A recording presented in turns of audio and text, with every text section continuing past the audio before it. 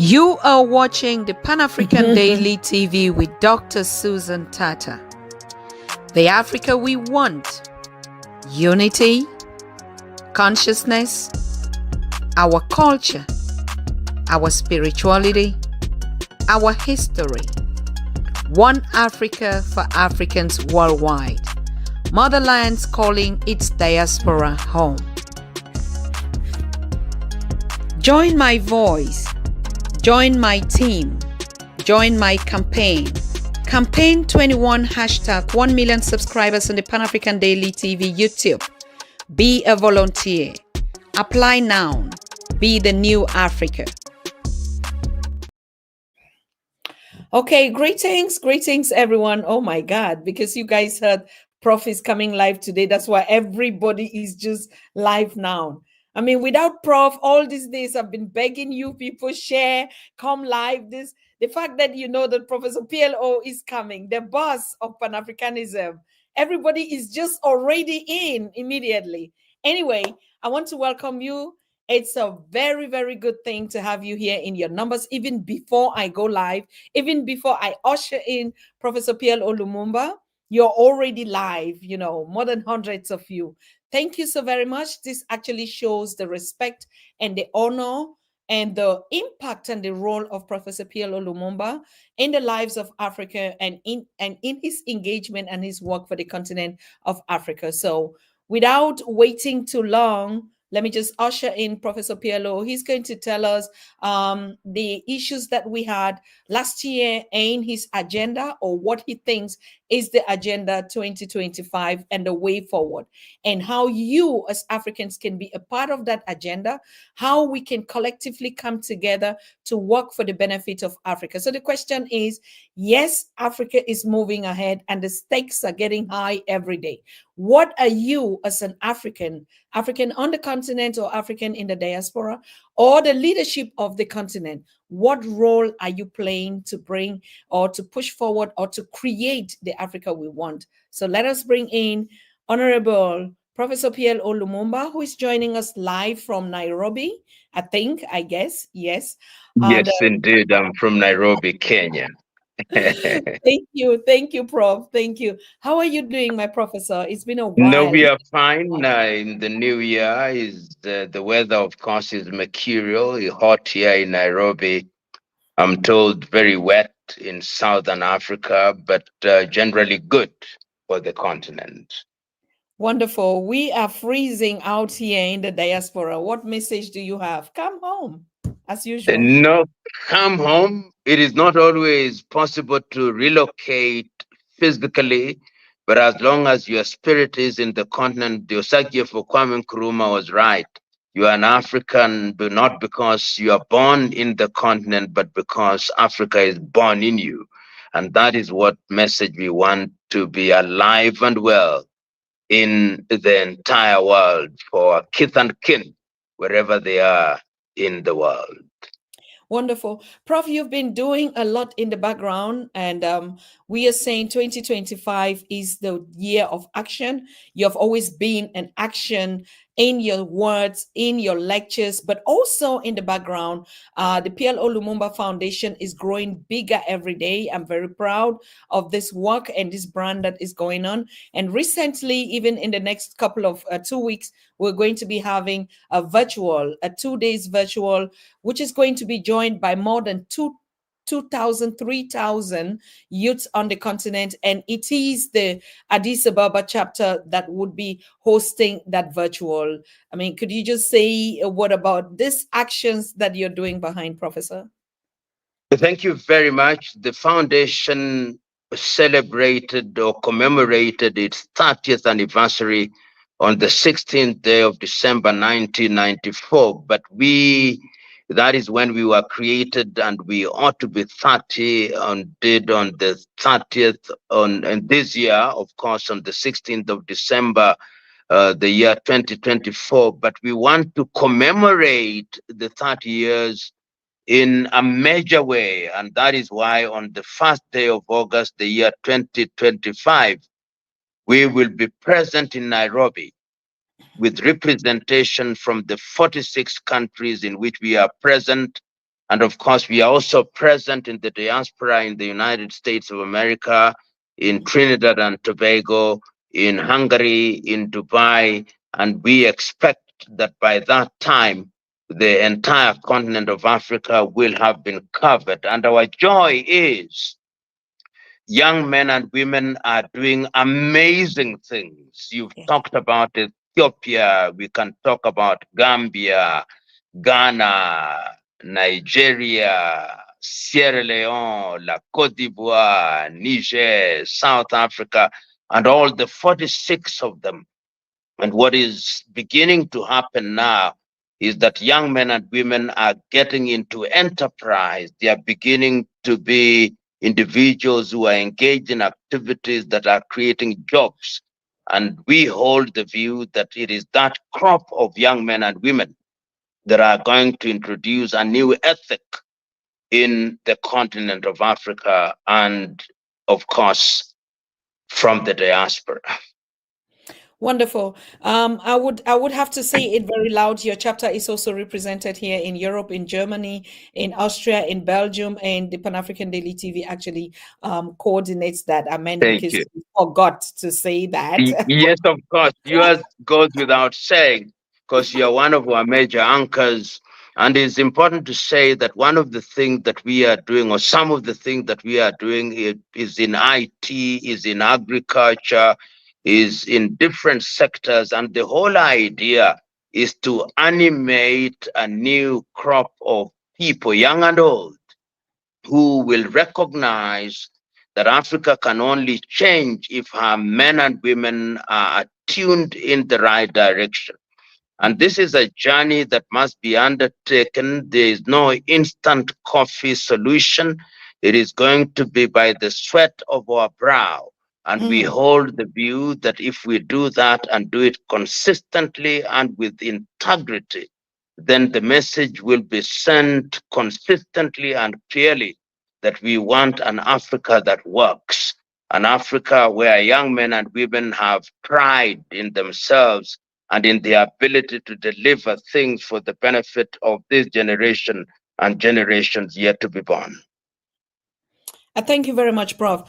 Of course, you have heard. I'm just greeting the very, very many audience that are going to listen to your agenda. You've already just broken some. On the 1st of August, 2025, all of us delegations worldwide, we're going to meet in Nairobi, Kenya, for the celebration and the commemoration for the first time of Professor PLO Lumumba Foundation and the 55 partners plus the diaspora of the world and the different chapters.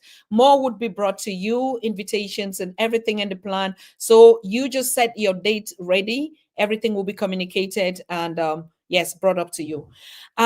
Thank you, Professor, for the invitation and for the announcement. Now we want to get into your agenda 2025 and what you envisage for the continent in terms of conflict management, in terms of also building new partnership. How do you see actually the agenda 2063 being put into use? What are the things that the young people or everybody should be learning in this year 2025? Over to you.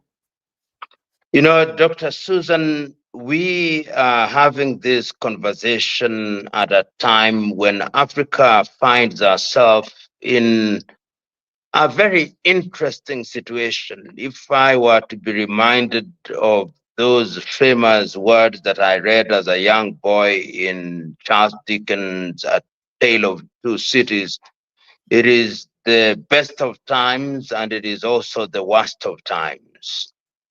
It is the best of times because we have seen peaceful transfer of power in countries such as Botswana, Namibia, Mauritius. Of course, Ghana is going to transfer power on the 7th day of January 2025. We have also seen successful elections in Rwanda. And there is a sense in which when we see that kind of transfer of power, we are able to say with a certain degree of confidence that governance is beginning to move in the right direction. But it's also true that we are talking at a time when there are conflicts in the continent of Africa.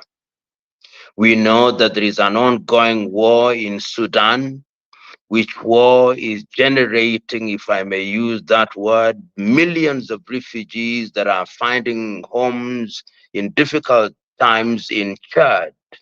We know that there is a disputed election in Mozambique, and we know that many people have been dying in the streets of Maputo, and that has not been resolved. We know that there is ongoing conflict in Eastern Congo. We know that there is no peace and quiet in Southern Cameroon. We know there is no peace and quiet in Central African Republic. We know there is no peace and quiet in Amhara region in Ethiopia. We know that there is an ease in Somalia. We know that there is no peace and quiet in Libya. We know that in the Sahelian region, there has been what I prefer to call a revolution, and there is no shortage of attempts by the French to create insurgency in that area. We also know that there has been some useful change in Senegal, which was peaceful. So Africa finds herself in a very difficult situation. And this, therefore, requires of us, those who love the continent, to ask ourselves what it is that we can achieve going forward. You will remember that Africa has tried to do certain things right from 1963, when the leaders met in Addis Ababa, Ethiopia, between the 22nd and 25th days of May 1963.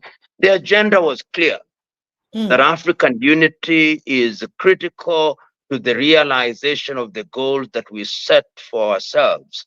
But unfortunately, we have fallen short of the expectations of the leaders of the day. And when the African Union replaced the Organization of African Unity beginning from 1999 in Sirte in Libya, to the declaration of the change from OAU to AU in Durban in 2002, we expected that that change of name would also entail a change of approach, and that the changes would be seismic in terms of changing the fortunes of the continent of Africa. And when during the reign of Nkosazana and Lamini Zuma as the AUC chair in the year 2015, we came up with Agenda 2063 and subsequently Africa Continental Free Trade Area. Many of us took the view and hoped that this time round, what we had lost in the 1960s would be realized courtesy of these new initiatives. But when one looks at the situation in Africa now, our optimism must be guarded, which then is a clarion call to all of us who are men and women of goodwill and who love the continent, that we must redouble our efforts. Why do I say so? I say so because there is also a new scramble for the continent of Africa.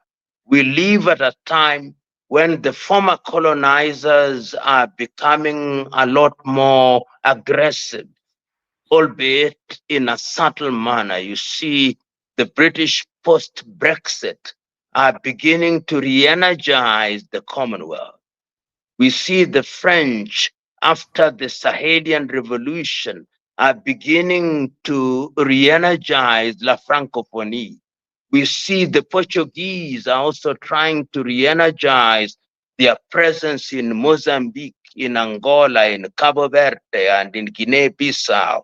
And we see the new entrants, such as the United States of America, China, Russia, Turkey, the Emiratis, and of course the European Union, all of whom are trying to get a piece of the pie, because that is how they look at Africa, as something that ought to be divided amongst themselves. So there is a new scramble for Africa. And the message, therefore, is clear to us that is incumbent upon us to define what it is that we want. Politically, we've got to look at governance. How are we governing ourselves? It is that great American John Henry Clark who said that when African countries regained their independence, each one of them inherited systems of government which were borrowed from Europe, and that none of them will ever succeed on the basis of those systems. If that is true, and the evidence is there to suggest that it is, we must re examine how we govern ourselves. Economically, we are still satellites of Europe and America. If you want to send money from Douala in Cameroon to Lagos in Nigeria, your money will go to a corresponding bank in New York or in Paris before it goes to Lagos in Nigeria. All the credit cards that we are using in Africa, whether it's American or MasterCard or any other card, the transactions are terminated in Europe or America, so that economically, even the 33 odd currencies that we have, they don't call them soft currencies. But when you talk about hard currencies, the others must be soft. And the net effect is that when the dollar sneezes, our currencies go into coma. And so it is with when the euro or the sterling sneezes. So economically, we are also dependent on these foreign powers. And progressively, you see a number of African countries beginning to incline toward the Chinese yuan or RMB and the Indian rupee. And of course, we also see culturally, we are also being dominated. We are not being, or we are not allowing ourselves to use languages that unite us. And I'm very happy in this regard that in Mali, they have now said that Bambara is an official language. We agreed in Africa that we would make Kiswahili a lingua franca, and I look forward to that happening. Spiritually, of course, we are also confused. We are confused because we have so many of these evangelical Pentecostal movements that are active in Africa, preaching prosperity and telling us to pray and fast rather than to work. So that what we see in the continent of Africa deserves attention. Thank you very much, Professor. It is well highlighted. It is well structured. It is well embodied in the challenges, but also the opportunities that we have on the continent. And one thing is very clear, like you said, we have to structure ourselves. So the issue is not that we lack even the resources. The problem or the challenge is the need for us to come together and to work together. I think that that is what is very clear, that if Africa is to liberate ourselves from these chains of sorrow and want, it is incumbent upon all of us, wherever we are, to coordinate our activities. Let me demonstrate how uncoordinated we are. Every year, you find African heads of states and governments being invited to Europe, to the United States, to Russia, to China, to Turkey, to India. And yet, as a continent, we don't meet and examine the things that affect us in Accra or in Addis Ababa. Yet, if you look at the continent of Africa, look at the resources that we have. And people emphasize the natural resources. I have no problem with natural resources. But to me, the most important resource is the human resource. Absolute. Look at the men and women in Africa that are scattered throughout the world. Look at the African Americans in the United States of America with an income of no less than 3 trillion United States dollars, which means their income is as big as the GDP of the entire continent of Africa. Absolute. If we were to give the year of return meaning that it deserves. And we have our kith and kin in the United States of America investing in different parts of the continent of Africa and creating an environment that enables them to invest. You imagine the impact that it would have within a few years. Our kith and kin in the Caribbean, and my good friend, the Prime Minister of Barbados, Mia Motley, has been in the forefront of talking about these things. If we could coordinate people from Jamaica, from Trinidad and Tobago, Antigua and Barbuda, St. Kitts and Nevis, and all those places, and Cuba and all, you imagine what that could do. And in Europe, if you imagine the number of qualified individuals in European countries and in Australia and in the Pacific and indeed everywhere, we are talking about a population that is conservatively in excess of 300 million, which is bigger than the population of the United States of America. My view is the reason why we are not gaining traction is because we are not coordinated. We are working in silos. If you go to the social media platform, we have thousands of Pan-African platforms. Absolutely. In the year 2025, I look forward to the occasion when all our efforts shall come together and we shall Mm, coordinate. And when we coordinate, those little streams will become big rivers, and those little rivers will turn into oceans. And when we do that, the GDP of the continent of Africa, I tell you, my dear sister, will no longer be 3 trillion United States dollars. It will be in the neighborhood of 20 trillion United States dollars. And we'll no longer be referring to the dollar. We'll have our own currency that speaks to the continent of Africa. Our young men and women will no longer be dying in the Mediterranean and being humiliated at visa sections of European and American capitals. They will be proud to be present in Africa. And when they are leaving to go to other parts of the world, they'll be doing so from a position of strength, not a position of desperation.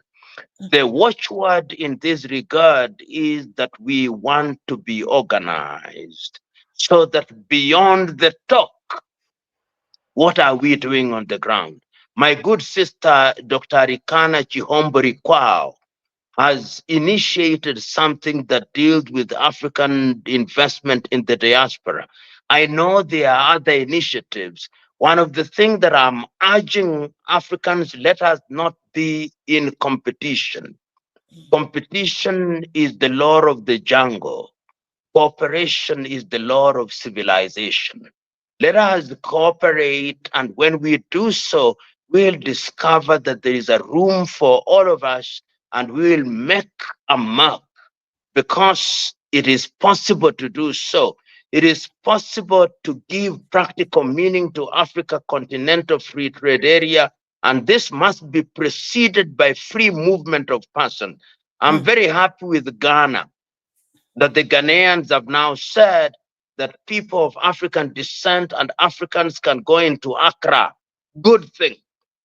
If we do that and we are able to ensure that people are moving across the continent, if we are able to give meaning to the Yamasukuru agreement on mm. freeing the airspace, then the cost of traveling to across Africa will reduce.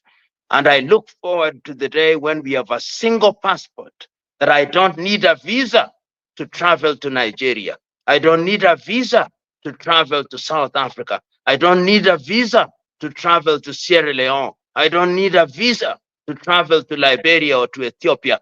And I hold the view that one of the things that we must do is to allow free movement of persons.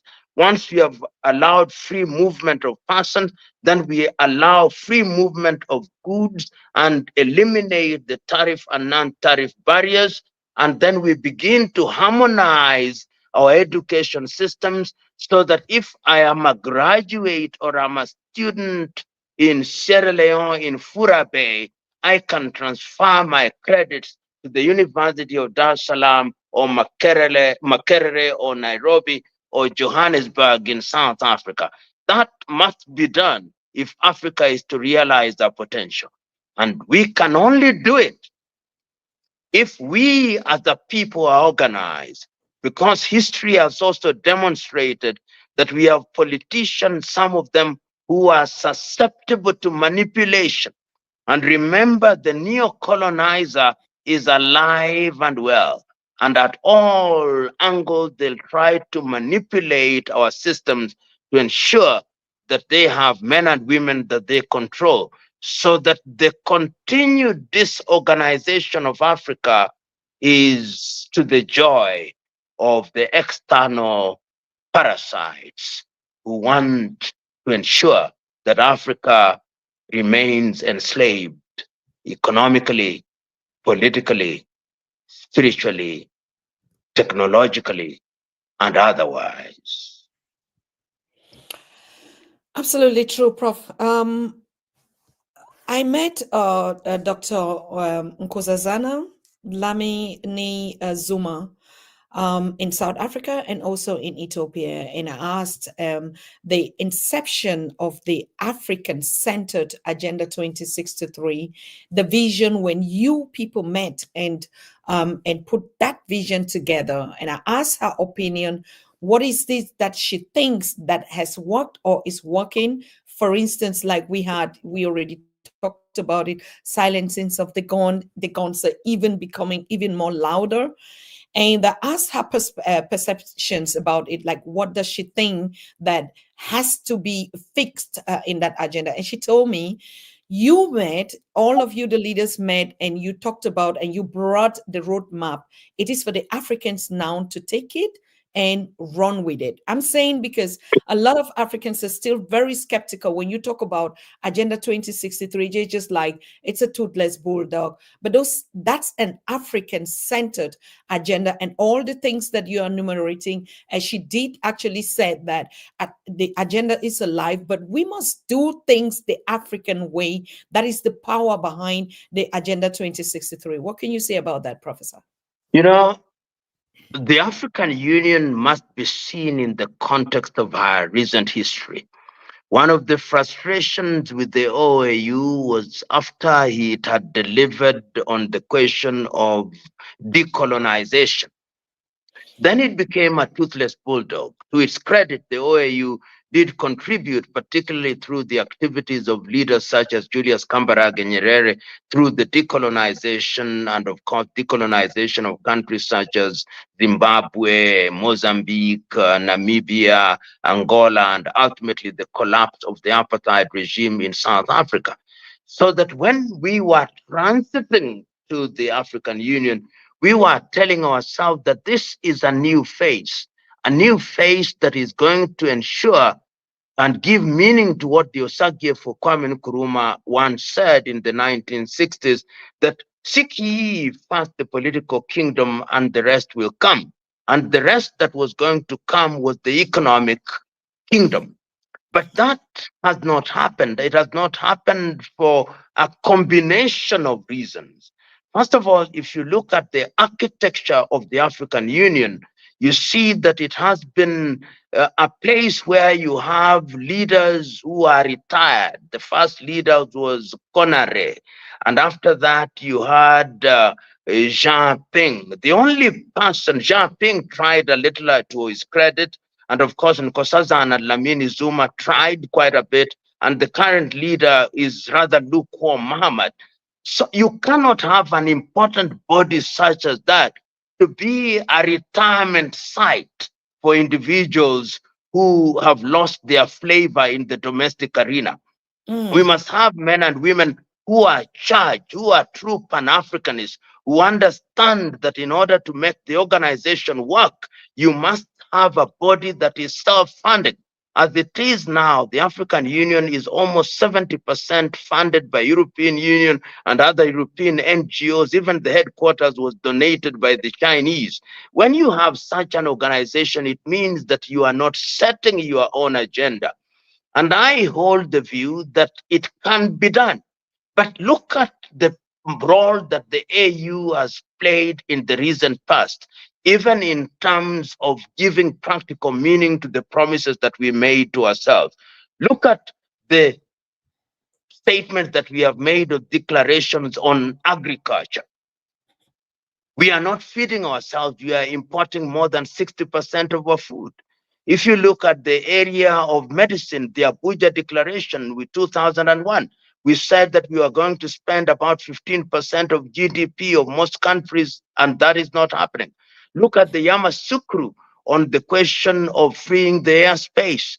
Look at Maputo on the rights of women. We see how femicide has now become a problem in the whole of the continent of Africa.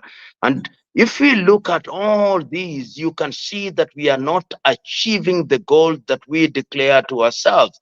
And we are saying that that is coming about because we have leadership that is not committed. You talked about the silencing of the guns. We had a whole year where we said we'd silence the guns, and they became louder. And they became louder because there is no commitment. And even when we have conflicts, where are the conflicts resolved? Look at the conflict in Sudan. You have meetings being mediated by the United States and Saudi Arabia held in Jeddah, in Saudi Arabia.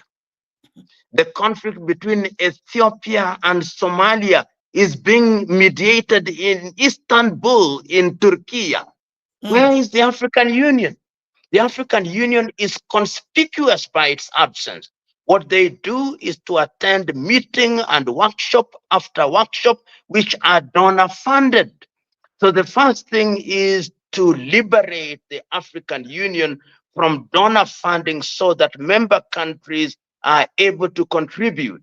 And one of the most unfortunate things that has come about is this idea that when power exchanges hands in an unconstitutional manner, then you suspend the members. I do not hold that view. I hold the view that you must ask yourself why it became necessary to change leadership through unconstitutional ways. As I speak to you now, Sudan is suspended. Niger is suspended. Burkina Faso is suspended.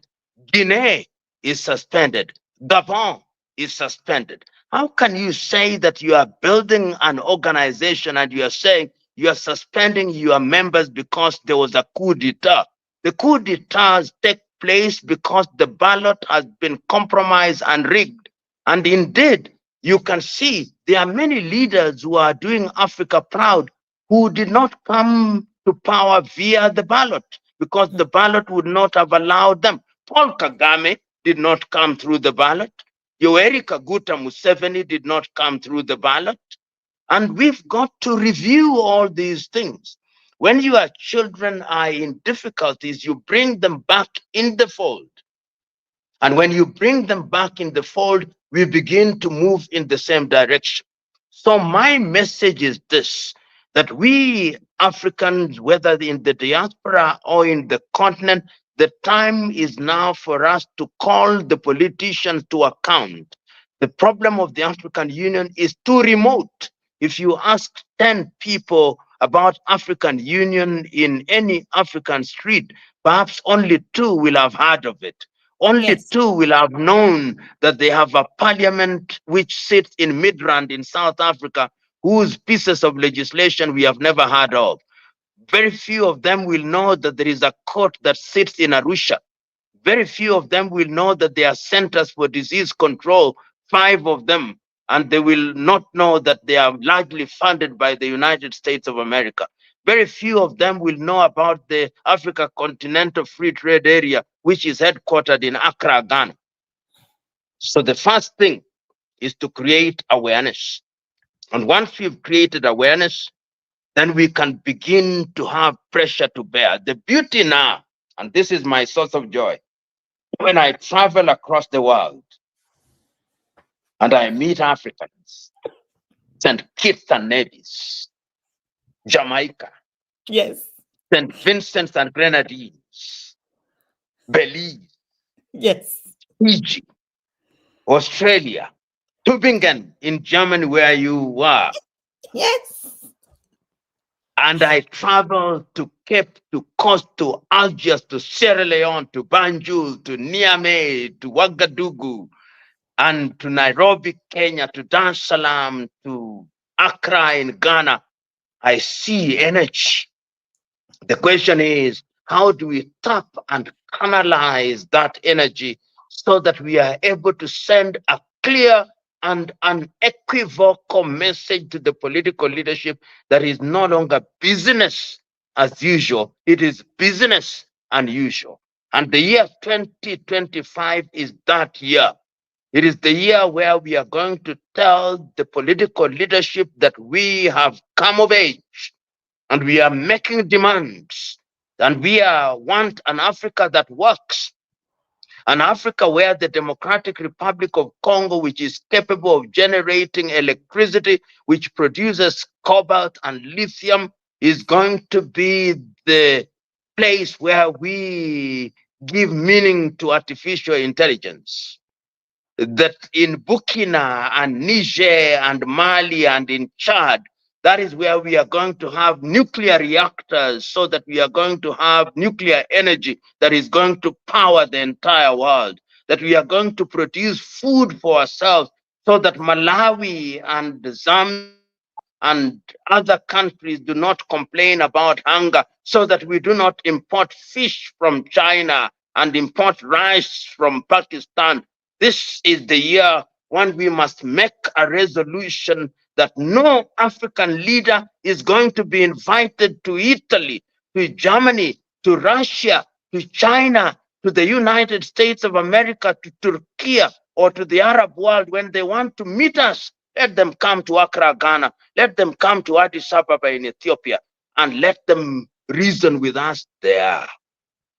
If we made that resolution, and our kith and kin in the diaspora, you join hands with us so that we act as a team, as one, this could be the year that Africa demonstrates to the world that she has the intellectual wherewithal, the resolve, and the passion to push the envelope in a manner that is without precedent. The ball is in our court. Our weakness is lack of coordination. Let our watchword be, this year we are coordinating. Let us have our media, our Pan-African TV, and I hope that this will be it. Let us have our own Amazon. Let us have our own X. Let us have our own equivalent of Instagram. Let us have our own equivalent of TikTok. Let us have our own satellites in the skies. Let us have our own things. Let us have our own airline. Let us make our cars. Let us make our aeroplanes. The technology is there. It can be done. China did it during my lifetime. Turkey is doing it. Why can we not do it? We can do it, and we must do it, because we owe it to this generation and generations yet to be born. I just read a comment that greetings, Professor. PLO is a Kwanzaa gift for you all. I'm just throwing it back to the community. I just want to throw out some. Sister Sonovia is saying, we are the people to make it happen. And everybody is punching and saying, yes, this is the time. We have to rise up. We have to pick it up. We have to take it. And some are actually giving you flowers, Prof. They say, take your flowers. It's all to Thank you. you. We owe it Thank to you. It is a leader with a vision. Yes. So, Professor, you made a lot of very pertinent points, and we are seeing those points repeating themselves, particularly in the case of the leadership of the Africa Union. I mean, I think we can never belabel this topic, the Africa Union, because I think that is what Africans are saying is the biggest roadblock that we have. Like, you being against your own again. So we see that the Africa Union elections are coming up in February 2025, and the candidates that are standing up, I mean, preferably or favorable, is Mr. Raila Odinga of Kenya. But the question is, we have seen in the system that these politicians have actually been lobbying, been advertising, as we can say, like they have a journal at the Africa Union where they go and speak to. Now the question is, who are they actually lobbying to? So is the same pot of leadership, or they are addressing the African people? Number two, you said every other nation, all these partners, scramblers for Africa in that name, they want the piece of the cake, but they don't want the Africans to be a part of the piece of that cake. How can we understand that from your perceptions, Professor? Let me tell you that the Europeans particularly want a weak African Union. And the candidates that have been put forth by the African nations, in my view, are candidates who, in the view of the bureaucracy, are people who are acceptable to the neo-colonizers. And the reasons, if you look at each one of them and look at the credentials, if you look at Mr. Odinga, for example, he's been a presidential candidate in Kenya for 5 times, and he's not been elected, and is being prompted by the person to whom he lost the last elections. And the whole idea is that he is being given or is being offered because they think that in this way he'll open the doors for this current leader to contest without competition in the year 2027. But let us look at his Pan-African credentials. Let the individual show us one thing, not many, one thing that in his 8 years he has done in the continent of Africa. One thing, not two, just one. And the answer is none, beyond the rhetoric that is now coming up. They are now being prepared for debates to talk about Africa Agenda 2063, to talk about Africa Continental Free Trade Area. They are being trained to appear good in debates. And Yes. beyond that, ask them, what have you done in your 8 years that you can point out in any country in the continent of Africa? And the answer will be nothing. If you look at the other candidate in Djibouti, he's been a foreign minister for donkey years, and ask him, beyond representing your country, what is it that you have done for the continent of Africa that you can point out, that when you talk to one or 10 African young men and women, they'll be able to recognize your name? None. If you look at the candidate from Madagascar, the same. So in real terms, I think that the architecture that allows the politicians to determine who is going to be the chair of the OAU Commission is something that should be done away with. The people themselves going forward should be the ones who are electing who is to be the chair of the AU Commission. And I'm not impressed by any of the candidates because none of them has credentials that expose them that as Pan-Africanists. Some of them want to do it for ego. And I have heard one of them saying, I'm going into this thing telling his constituents because I'm going to be the president of Africa. For God's sake, the secretary or the chairman of AUC is not the president of Africa. In fact, he should be defined, he or she should be called the Secretary General of the African Union, who is head of the Absolutely. Secretariat. So when Yes. you talk about these, and it pains me, because when I listen to them when they are debating, you can see they are not speaking the language of the heart. They are speaking the language of the lips. And when you see them pandering to European bureaucrats, you know that it's going to be business as usual. You know that they are going to go to European NGOs.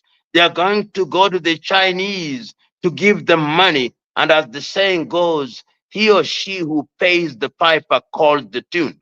So one of the things that must happen to the African Union is that it must be reformed. I'm aware of the Kagame reforms, but they did not go far enough. So I do not expect much to happen. I believe that the politicians will elect one of their own to be a member or to be head the AU Commission, and after that, I don't see any meaningful activity for the benefit of the continent of Africa. And it also hurts me that during that election, as I've already said, Niger will not participate. Burkina Faso will not participate. Mali will not participate. Gabon will not participate. Guinea will not participate. And of course, Sudan will not participate. How do you then say you are uniting Africa when you are excluding 7 countries? And I suspect that if the Mozambican problem is not resolved, even Mozambique may be excluded.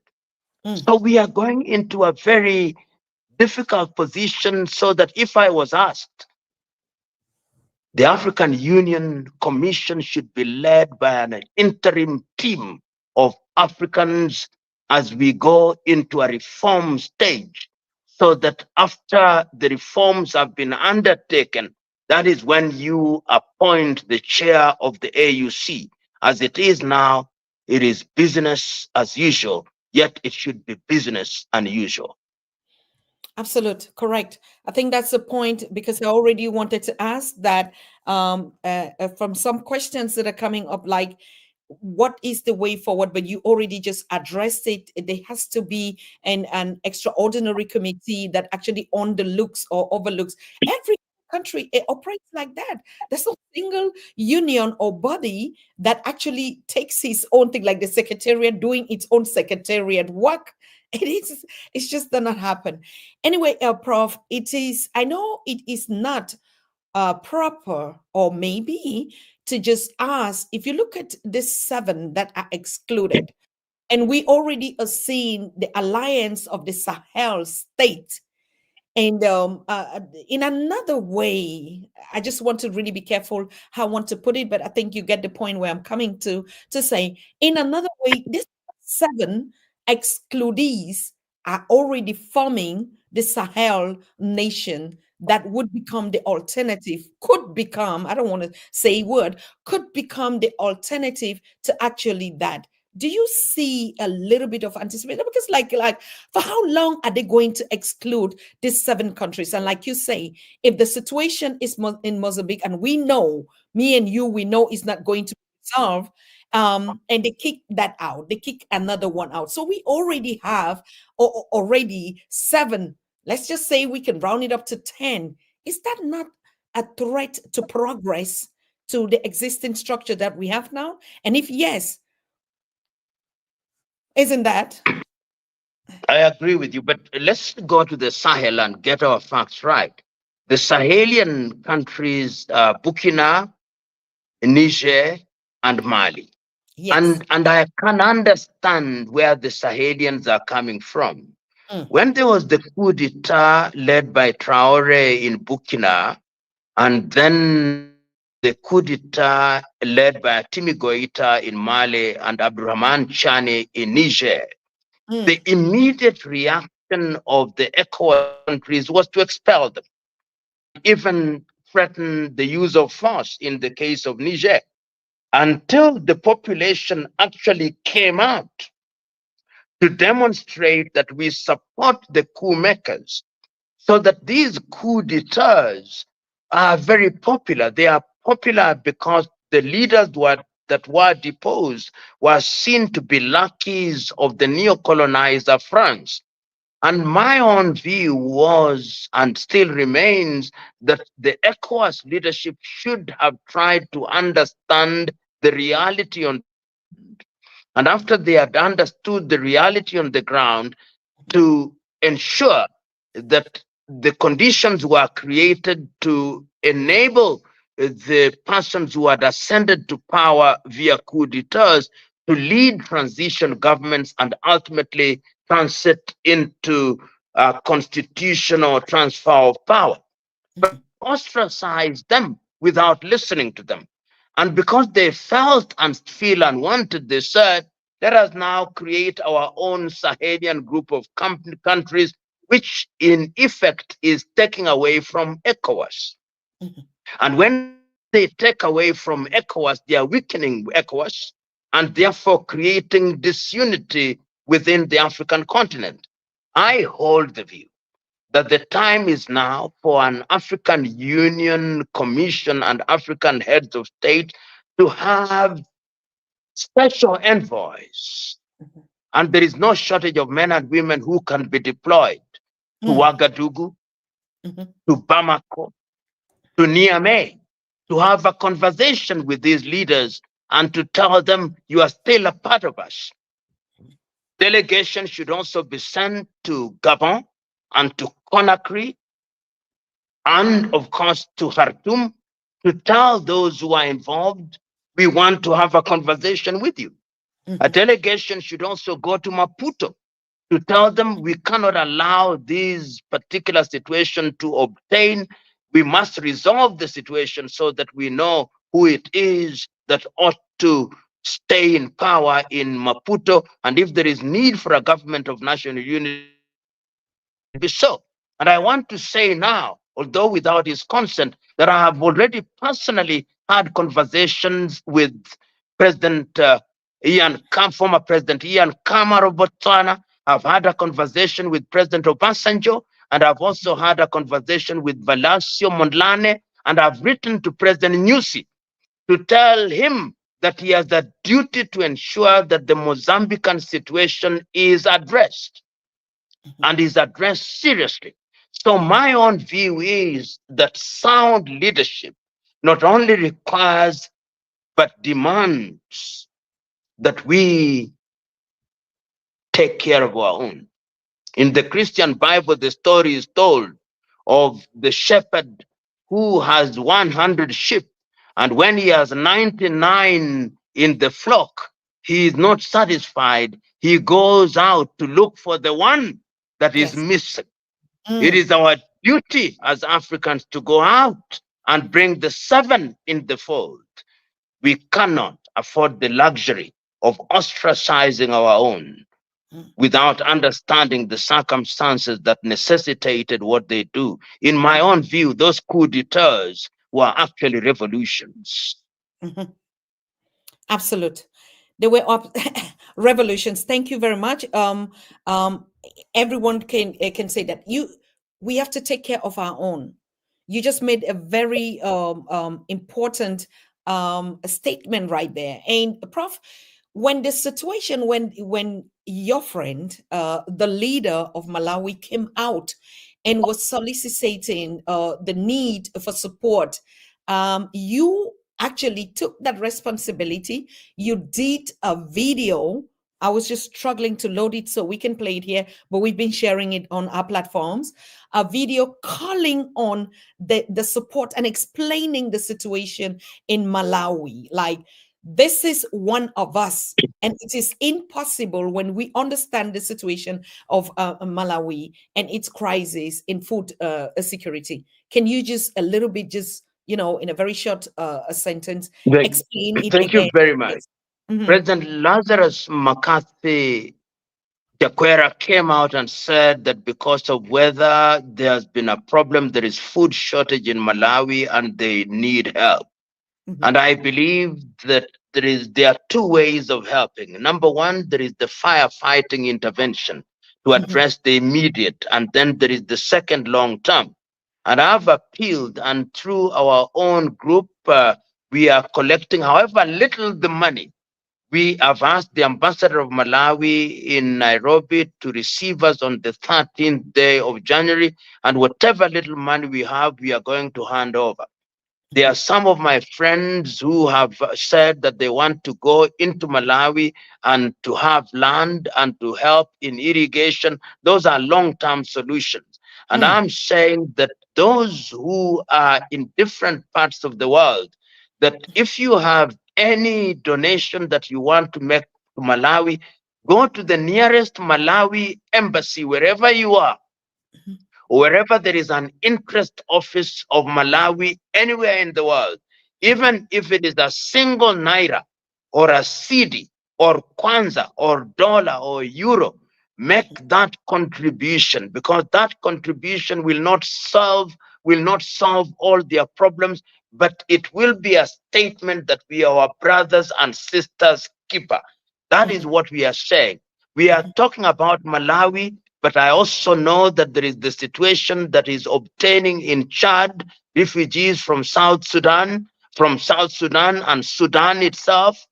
And I know that there are problems in Congo, in southern Cameroon. Let us start with Malawi, because that is the one that we are making appeals for. But after that, in the year 2025, we must not rely on donations from Europe and America, where we are receiving grain that was harvested 20 years ago. I'm being hyperbolic, which was meant for their horses and their cows. We can do it. We must do it. We must do it. We can do it. We're looking forward to reach out and to come up with a collective idea of a fundraising campaign, not just fundraising campaign, but Africa for Africa by Africans, a campaign. And we trust your utmost organization. I understand that structure. I'm a part of it.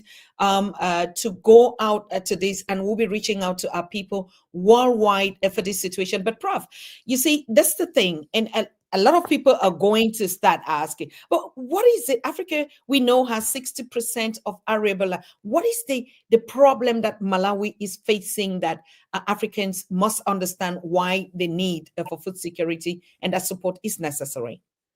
The first thing that must be understood is that we cannot, in the 21st century, be depending on rain-fed agriculture. That is part of our problem. Rain-fed agriculture is not sustainable. It is the story that we are being told is that we must now get into smart agriculture. We must now begin, as it is, the divine instruction to subdue the earth. It is true that Malawi has borne the brunt of 2 cyclones in the recent past, and we have had drought. So that is understandable. But we also know countries that are in a similar situation. Look at the Emiratis. They don't have rain for years on end. Look at the Israelis. So as much as we are firefighting in this situation in Malawi and even in Zambia and other countries, going forward, it is our duty to engage in smart agriculture. And if we engage in smart agriculture, it means that we can use the waters of Lake Malawi and Lake Tanganyika to irrigate, so that we are able to produce sufficient food. I believe it can be done. Zimbabwe could be a bread basket of the SADC region. And so that if there is a shortage of food in Malawi or in Zambia, we could be importing it from Zimbabwe. So one of the things that Africa must do, from the Malawian and even the Kenyan and Somali experience, is to ask ourselves, what are we going to do in agriculture? And in order to have successful agriculture, we must invest in research and development. Are we investing in research and development? Are we in control of our seeds? My good friend Edwina Taylor Flatten, who is from Liberia and operates out of Oslo, Norway, has started a program called Seeding Africa. And we are now in 6 countries, and the whole idea is that we are migrating to organic seeds as a way of food security. So one of the things that we must do in the year 2025 is to ensure that every African household, to the extent that is humanly possible, has a kitchen garden. If you have a kitchen garden, it means that there is household food security. We must also ask ourselves the seeds that we are using. Are we using genetically modified seeds which are going to decimate our own seeds? So in a nutshell, I'm saying There is a problem in Malawi which must be solved through firefighting. As the saying goes, when your house or your neighbor's house is on fire, you don't ask the cause of the fire, you simply extinguish the fire. And it's after you have extinguished the fire that you now look to the future and ask, what can we do to prevent future fires? And that we will do at the appropriate time.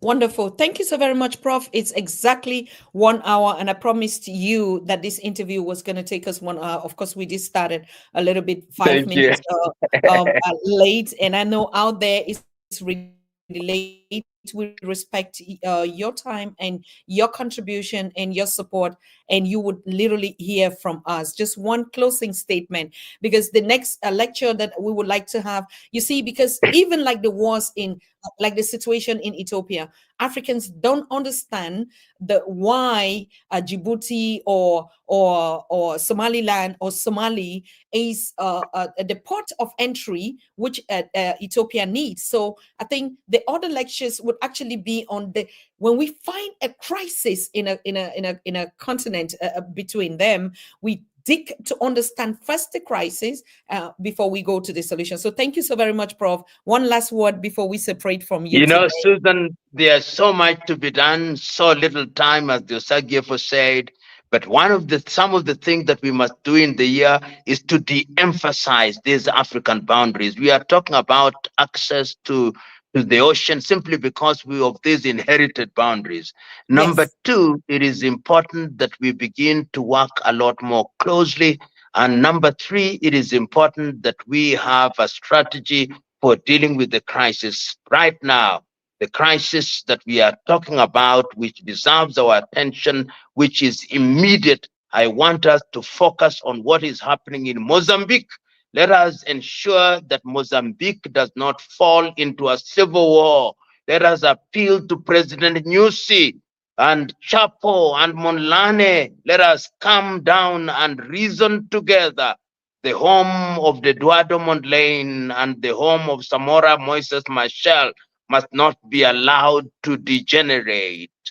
We must do it. And to our brothers and sisters in the diaspora, I appeal to you, come out in numbers and support our initiatives. Let us give meaning to the clarion calls of Garvey, W.E.B. Du Bois, Sylvester Williams, John Henry Clark, Luther King, that we may congregate in the mother continent. God bless you, and I have no doubt that 2025 is the year of discovery. Thank you so very much. God bless you too, Prof. Thank you. Thank you. And good night. Good night to you. Nice to Good have you. night. Bye. Thank you. Good night. Bye. Thank you.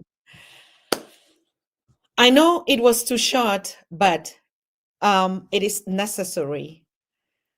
1 hour of Professor PLO Lumumba's time to speak to us, just like every other speaker here, is something we Africans, and particularly Pan African Daily TV followers, fans, and worldwide viewers have to take and cherish, because it's no longer about the talk, it's about the plan. I think we will have to still analyze this production step by step to pick out the keywords that Prof made mention of, and also to put a plan of action. They are the speakers and the visionaries, and they are the doers. There are no people that speak and do. There are people that give the vision, and the vision is to be taken by the people and run with it, particularly if you understand the meaning of us being together. I'm truly sorry it was short, yes, but that was the best we could make out of it. And sometimes some long talks are just a repetition and repetition of something. You have to remember, Pan African Daily TV, we're not entertainers. We are a university, like everybody is saying. So when our professors come here for 1 hour, I mean, he's been walking throughout. And if you look at the time right now in East Africa, it's way too late. We must respect their age. We must respect their time. We must respect to understand that we're not going to sit here and they be repeating themselves to us. What are we doing about it? We take it and run away with it. Thank you so very much for all of you that have watched, for all of you that are watching. And we actually hit more than 150, more than 200 viewers for the first time, starting in the past 3 months that we've been waving front and backward. So I'm truly, truly honored by all of you. All you just need to do now is to click and like this video. Click and like the video. And if it is your first time here, because we know, or you have actually been away for so long, we know people that have been away for so long, and immediately they heard Professor PLO was coming. Everybody was just jumping here. We love that spirit of showing the recognition and honoring these great leaders for their great work and impact. So I truly also thank you. Make sure you hit the like button. Make sure you subscribe. Even if you had subscribed, I can tell you something. Our subscriptions have actually, some people don't get notifications from us any longer. Though we have 107,000 and even climbing more, most of these subscriptions have been dislocated. So we get people that are complaining because we did a survey and they said they don't get notifications from us. Maybe you subscribe as well. You know, during the 2021, 2022, 2020, we were also hyped. We had time to sit at home because of the COVID period. And so we followed Pan-African Daily religiously and faithfully.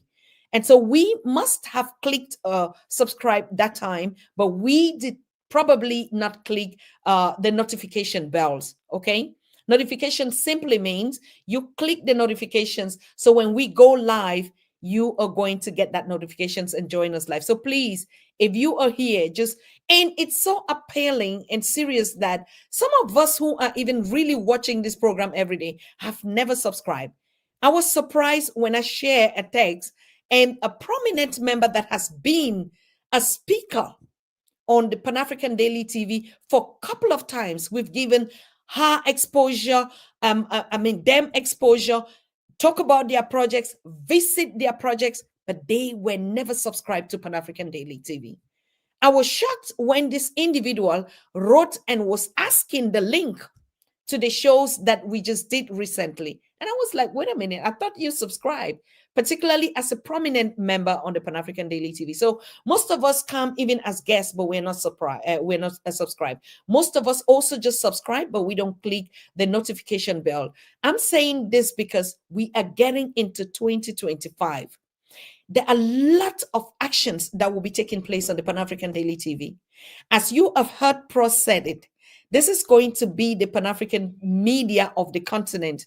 And that's why all of them, they trust the source of this media. A lot of people don't trust social media anymore. But Pan-African Daily TV, when it comes to the development, the decolonization, the truth and hard talks of the continent and its diaspora, I don't know any other social media platform that speaks this truth to power, bring people like that without publicity, without entertainment, without money-making business behind it. Fact be told, this is our spot. We created it. We must water it. We must let it grow. We must invite each other into this house and let us grow all together. So I noted a lot of all those key points Prof was saying, and we're going to come back again some other time, probably this week, to talk about those key points and the way forward. So, but I want to invite you to watch the show with Professor James Small that will be coming up this week. That's another very key a speaker, not just speaker, honorary, the voice in the diaspora, because everybody is chosen. And we also have a lot that are standing in the line to take this 2025 to the next level of action. So please, if you haven't subscribed or become a member, membership is very key to the next level that we're taking to. As a matter of fact, I have been announcing and texting and saying it. You want to become a member of Pan-African Daily TV? You have to become a member. You want to become a member? You have to become a member. Read between my words. It means you have a project. Bring your project and we give it the exposure that it needs. I just said it again. Professor PLO Lumumba we are hosting the virtual conference of the PLO Lumumba Foundation this coming January 28, 29, and the chapter in Addis Ababa, Ethiopia is hosting that 2-day seminar for young people. There are going to be a lot of speaking, but a lot of showcase of projects out there. So you can imagine the work that we were doing in Addis Ababa for all this time to bring the youth together in that spot. You also heard about the upcoming agenda that we'll be holding in August. It's not yet everything on the line, but we shall be saying it because it's not every other thing that we'll be communicating live on these platforms. Remember, we don't have friends, okay? We have only us. So thank you so very much. We're going to see ourselves again. I keep drinking my water. We're going to see ourselves this week, and watch out for the guests that will be coming up tomorrow. I thank you so very much. Peace and blessings to you. We see us again shortly. Thank you so very much. Good night. You are watching the Pan-African Daily TV with Dr. Susan Tatah. The Africa we want. Unity, consciousness, our culture, our spirituality, our history. One Africa for Africans worldwide. Motherlands calling its diaspora home. Join my voice. Join my team. Join my campaign. Campaign 21 hashtag 1 million subscribers on the Pan-African Daily TV YouTube. Be a volunteer. Apply now. Be the new Africa.